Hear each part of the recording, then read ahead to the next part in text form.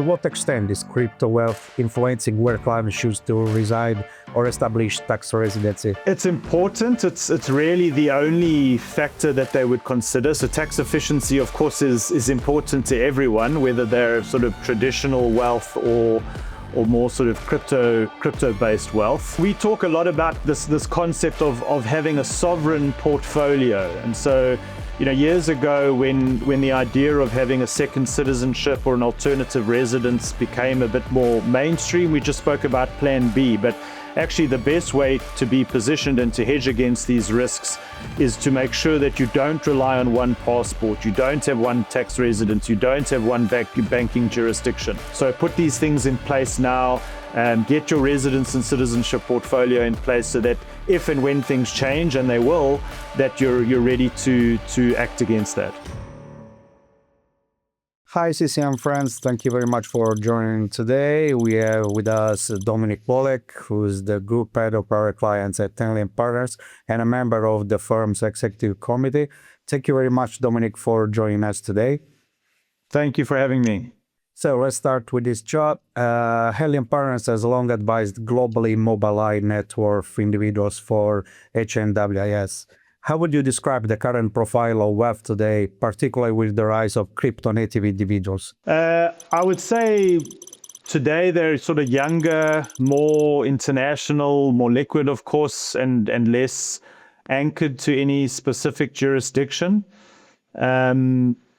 Traditional high net worth individuals are often built their wealth through sort of operating business or real estate or, those types of things that typically keep them grounded to a certain jurisdiction. So crypto native high net worths are certainly less emotionally tied to any single jurisdiction and therefore usually more mobile, which makes at least our topic around residence and citizenship planning highly relevant to them, because while their capital is borderless through digital assets and crypto and these things, them as individuals are still limited or can be limited based on what passport they hold or whether tax resident or banking systems or regulatory regimes. So I think the topic of being physically mobile is just as important as their capital being mobile. Are you seeing any meaningful behavioral or mindset differences between traditional high net worth individuals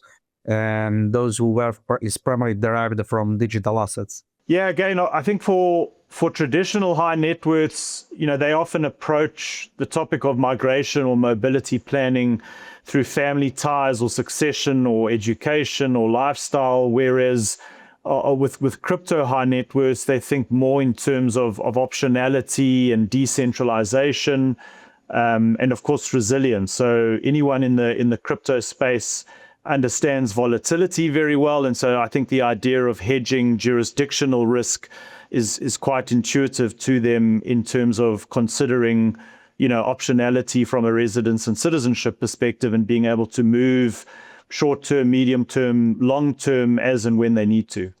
And you mentioned regulation. And to what extent is crypto wealth influencing where clients choose to reside or establish tax residency? I mean, it's important. It's really the only factor that they would consider. So tax efficiency, of course, is important to everyone, whether they're sort of traditional wealth or more sort of crypto-based wealth. And certainly they will look at where things like crypto gains are treated more favorably.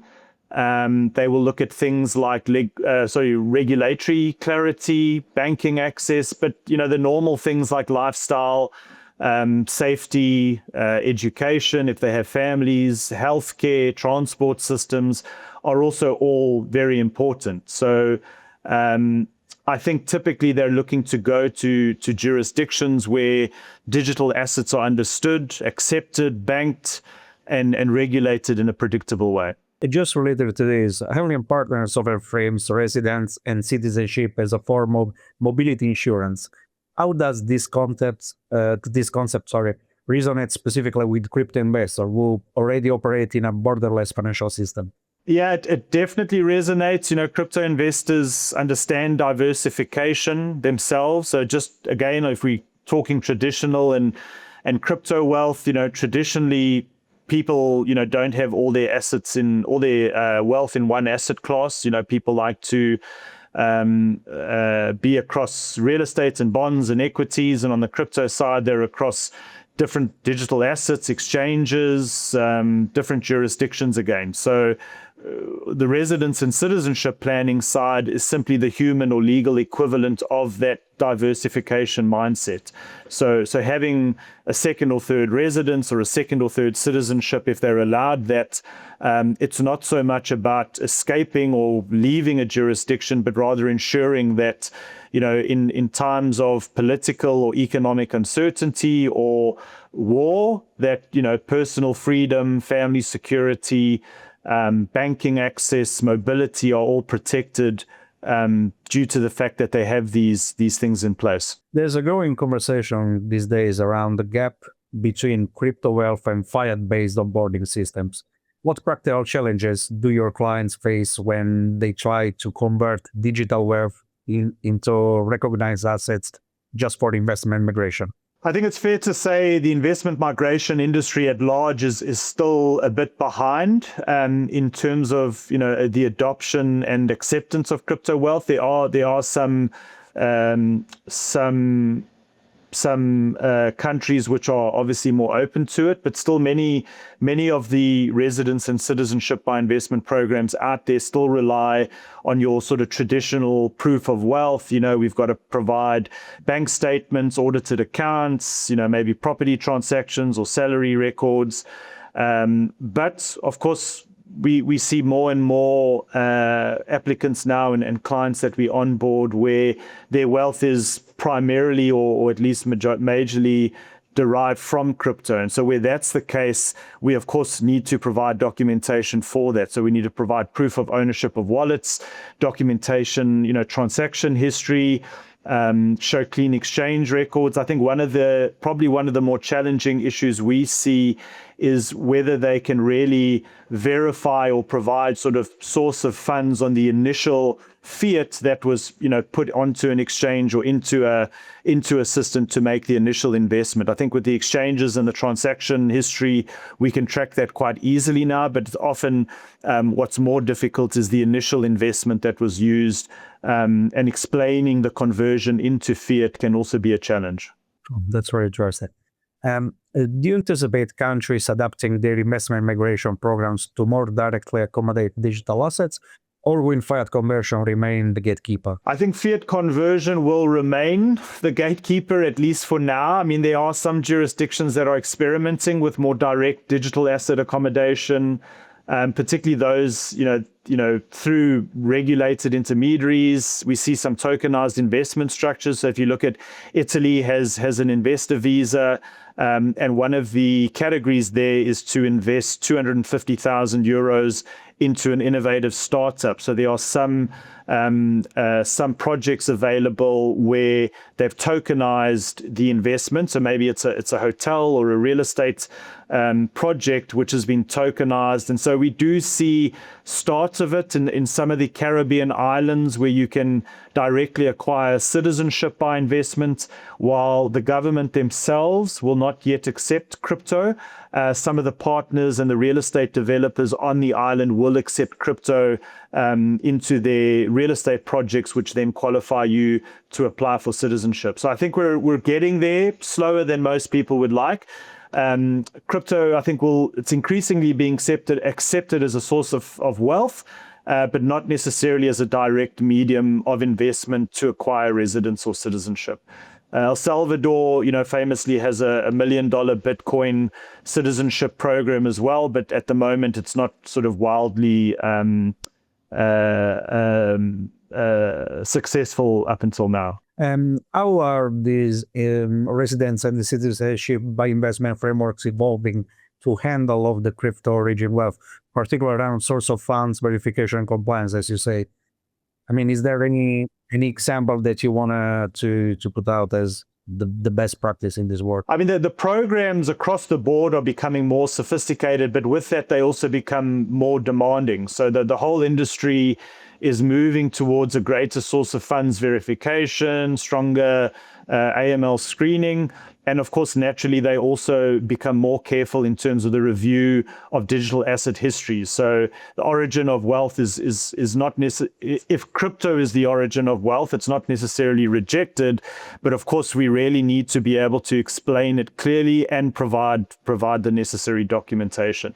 We've had primarily crypto, source of wealth clients that we've got through options in Europe and options in the Caribbean. But ultimately, it's the source of funds can be crypto, but the actual investment at the end of the day usually has to be converted into fiat. For your crypto clients who are investing long term, how should they be approaching jurisdiction diversification and second, citizenship in an increasingly fragmented regulatory environment? So we talk a lot about this concept of having a sovereign portfolio. And so, years ago when the idea of having a second citizenship or an alternative residence became a bit more mainstream, we just spoke about Plan B. But actually the best way to be positioned and to hedge against these risks is to make sure that you don't rely on one passport, you don't have one tax residence, you don't have one banking jurisdiction.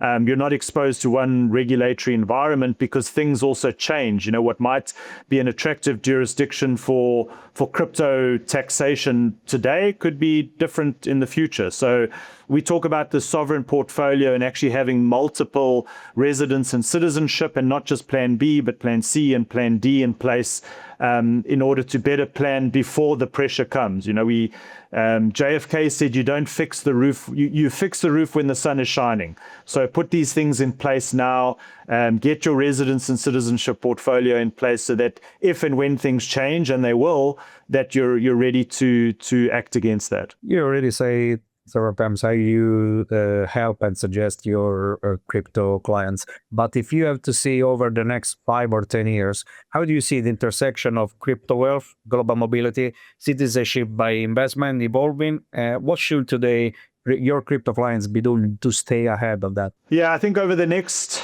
sort of decade, I think the intersection of crypto wealth, global mobility, where we focus our time, and investment migration will become actually significantly more important. So I think we'll see, of course, more crypto origin, high net worth individuals every year as we do, and more of them will certainly be seeking residence and citizenship solutions. There will be more scrutiny from governments. There'll be more competition amongst jurisdictions to attract, credible digital wealth. And so on the supply side, the countries or the jurisdictions that are combining sort of innovation with trust, with investment migration, I think will be the ones that win. And for crypto high net worth individuals themselves, I would say the priority now and to prepare for that is to document their wealth properly, regularize any sort of tax or compliance positions. Start now to build that portfolio, be as jurisdictionally diversified as you can, and ultimately to treat this concept of residence and citizenship planning very much as part of their wider wealth architecture. Just one last question. I read on your bio that you also part of the government advisory practice, where you provide strategic counsel to governments on the design, implementation, promotion of successful investment migration programs. You mentioned the Caribbean islands.